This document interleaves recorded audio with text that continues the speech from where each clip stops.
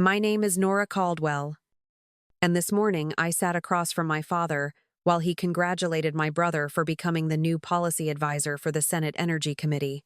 He lifted his glass and smiled, telling the room, "And my daughter, Nora, still prefers to get her hands dirty rather than shake the hands that matter."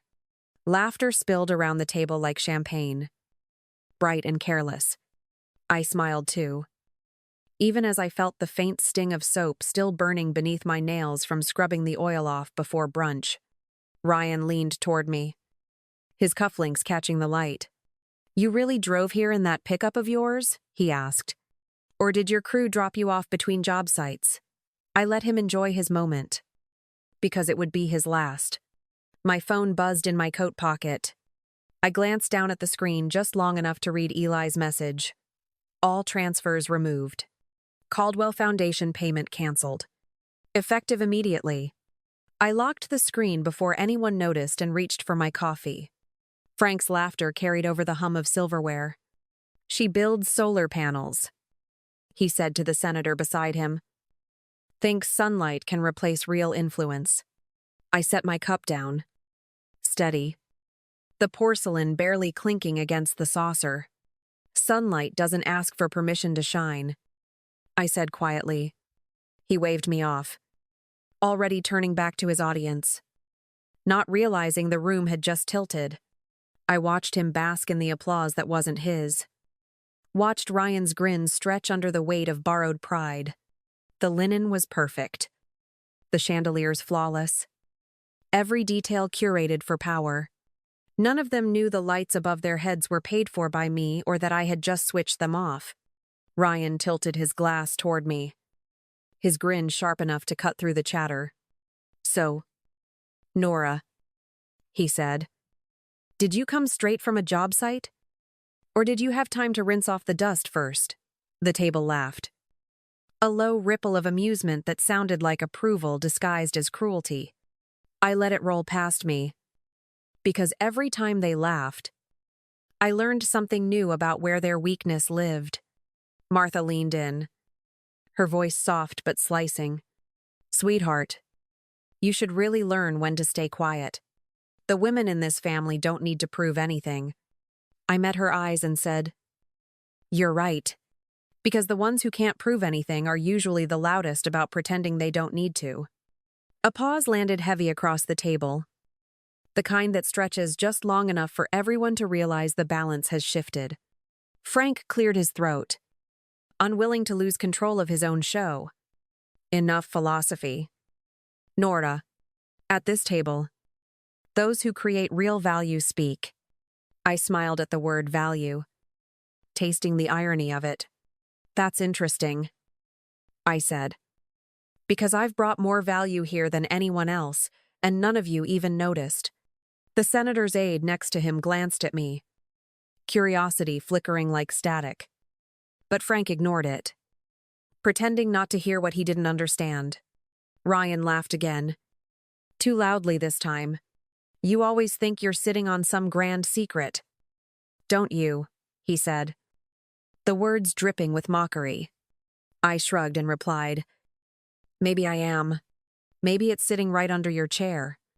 The laughter faltered, replaced by the uneasy silence of people realizing the joke might not be safe anymore. I didn't need to look at my phone to know the transfer had already stopped. Their entire performance tonight was running on power that no longer existed.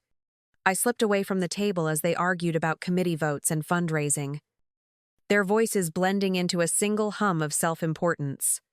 Inside the marble bathroom, I took out my phone and saw Eli's name light up. "It's done," he said quietly. "The foundation's monthly transfer gone. Their account will hit zero in 48 hours. I watched the reflection of my own face in the mirror, calm as glass, and said, "Good. If I keep feeding them, I'm the one funding my own silence." "I'm so..." He hesitated, then asked, "You're sure about this?" I could hear the sound of machinery in the background, the hum of the solar yard back in Austin. 3 years of keeping them afloat is long enough. I told him, The Caldwell Foundation doesn't fund policy. Eli, it funds cocktail hours. Let them find out what sunlight feels like without my money. He exhaled slowly, knowing better than to argue. When the call ended, the silence felt heavier than the marble beneath my feet. I scrolled through the transaction list. Green Donor LLC $50,000 recurring status canceled. Each line was a thread I had cut myself. A quiet unraveling of the web that kept them standing. 3 years ago, I created that shell company when their charity faced bankruptcy. Hiding my signature behind legal filters so no one could trace the source, I told myself it was family loyalty. But every deposit was just another brick in the wall that kept me on the outside. When I stepped back into the hallway, I could hear Ryan's laughter again. Smug and effortless. I thought about how easily they had all accepted generosity from a ghost while mocking the one person who made it possible. They called it legacy. I called it payroll. I slipped the phone into my pocket. The canceled transfer still glowing faintly on the screen. You wanted value. I whispered to no one in particular. Now you'll learn what happens when the current stops flowing. I weighed not.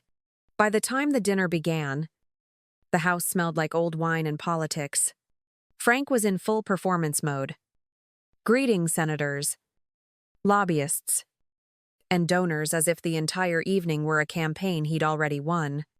To legacy, he declared, raising his glass. And to my son Ryan, who carries the Caldwell name forward. The applause was polite, measured, and loud enough for him to mistake it for love. I sat halfway down the table beside Eli, who had been invited as a technical consultant for one of Ryan's fake projects. Frank turned toward the guests and said, "And my daughter, Nora. She builds solar farms.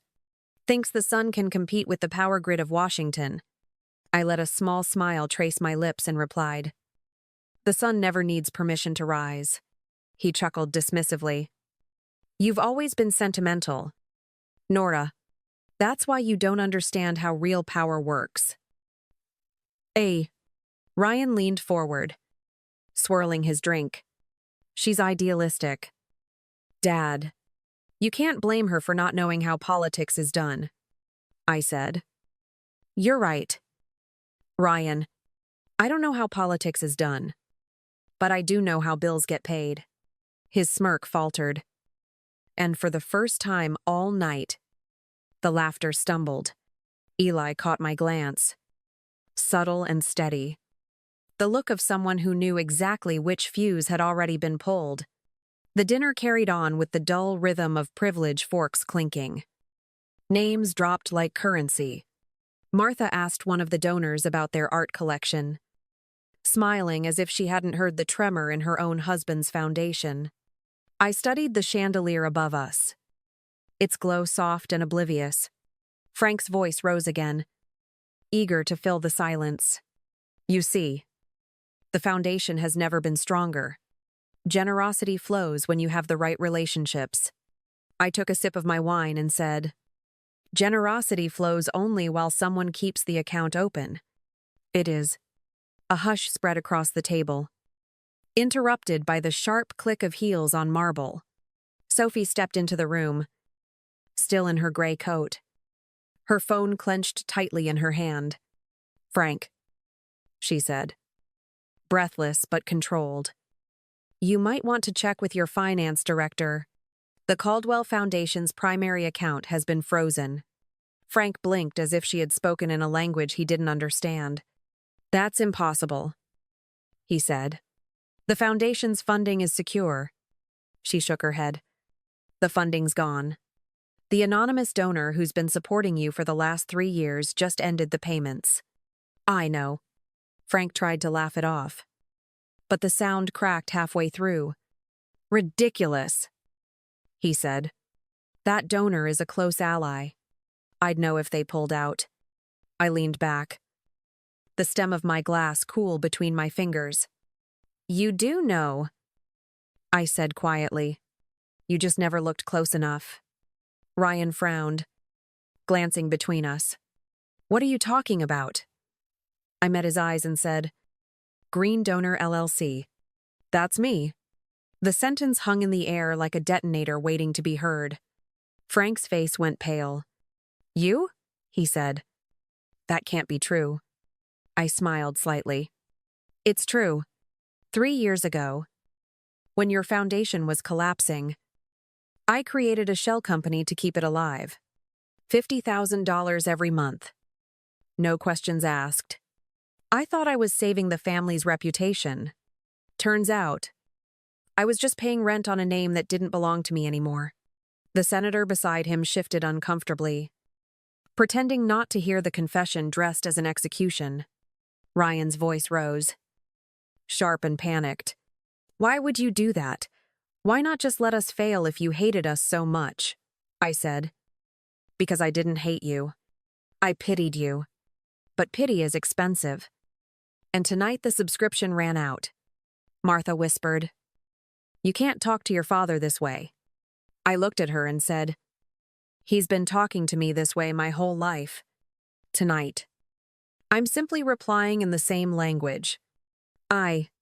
Frank slammed his palm on the table. You think money gives you the right to humiliate us? I said.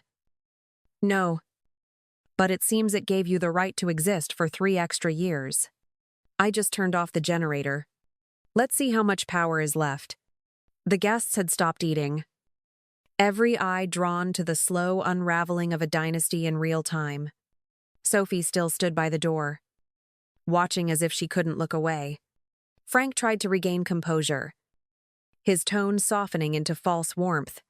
Nora, this isn't the way. We can rebuild together. You're still a Caldwell.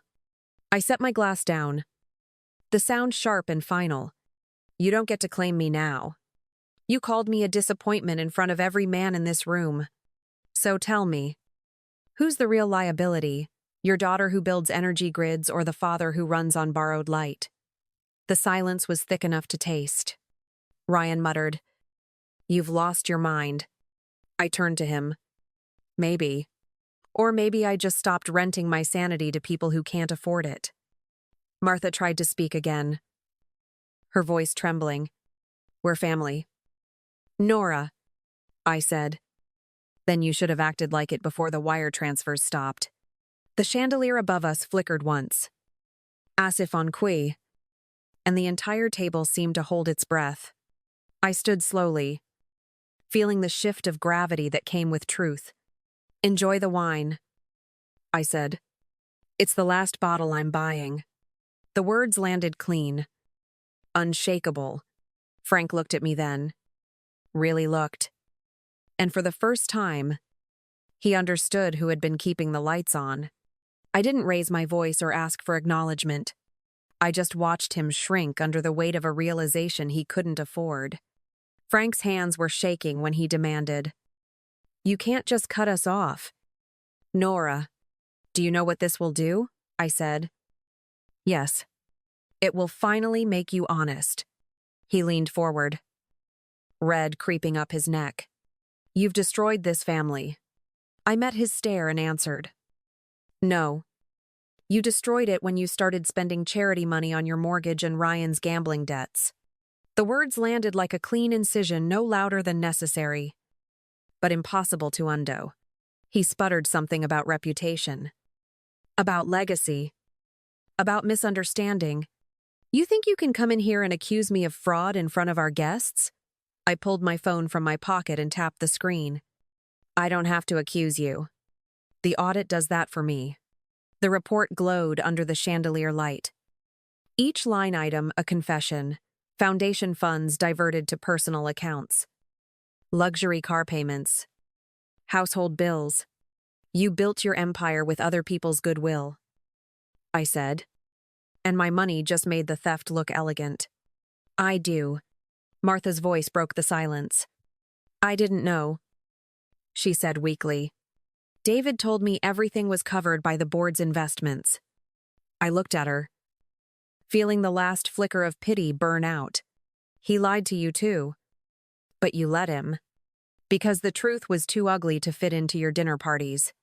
Ryan tried to cut in, his voice brittle. You can't prove any of that, I said.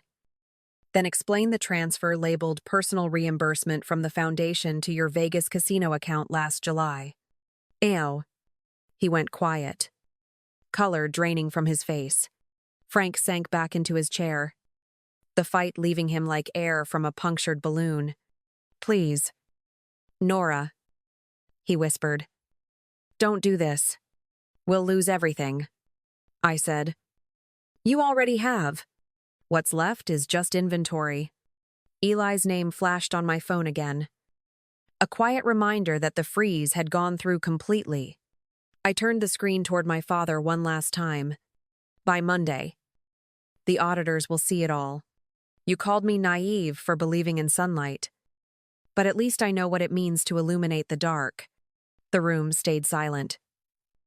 Each of them realizing the light they lived under had never belonged to them at all. A month later, the Caldwell Foundation was dissolved quietly, its name removed from every invitation and letterhead it once bought. The papers said Frank Caldwell retired for health reasons. But everyone in Washington knew the difference between stepping down and being stripped bare.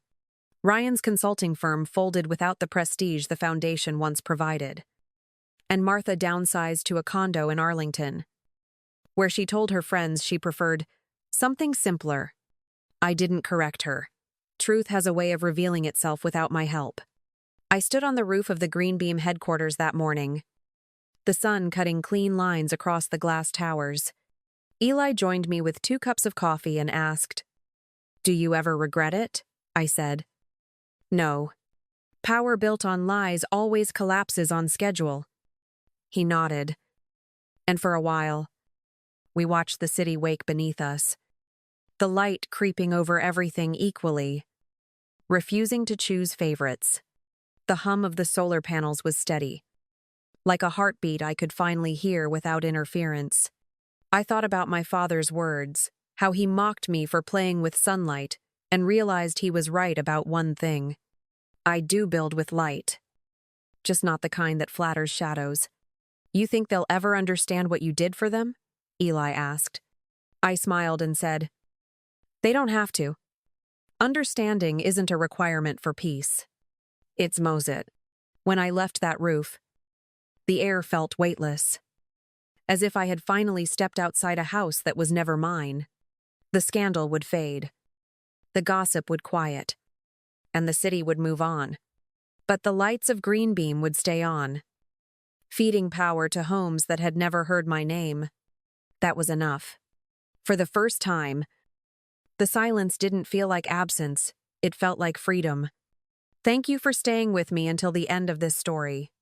If something in Nora Caldwell's journey reminded you of your own, let that recognition stay. Stories like this aren't about revenge, they're about reclaiming the quiet parts of yourself that others tried to silence. Subscribe. And keep building with light.